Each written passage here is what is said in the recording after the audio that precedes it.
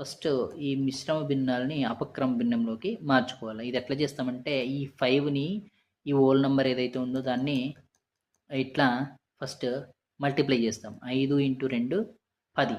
ఈ 10 ఏదైతే వస్తుందో మల్టిప్లై చేసినప్పుడు దాన్ని దీంతో ప్లస్ చేస్తాం. 10 ఇన్ 10 ప్లస్ 4 14/5 రాస్తాం. ఇక్కడ 3 ఇంటూ 5/6 అంటే 6 ముళ్ళ 18 కదా. ఇంటూ చేసినప్పుడు 6 ముళ్ళ 18 వచ్చింది. ఈ 18ని ఈ 5తో కూడతాం. 18 ప్లస్ 5 ఏమవుతుంది? 23/6 అవుతుంది. ఇంకా డినామినేటర్లు ఈక్వల్గా లేవు. సో వీటికి మళ్ళీ ఎల్సిఎం తీసుకుంటాం. ఈ పైన ప్రాసెస్ ఏదైతే చేస్తామో అది చేస్తాం. ఇప్పుడు చూడండి 14/5 ప్లస్ 23/6. ఇక్కడ ఎల్సిఎం ఏది? 5 6ల 30 అవుతుంది. సో 5 6ల 30, 5 30లో 6 సార్లు పోయింది.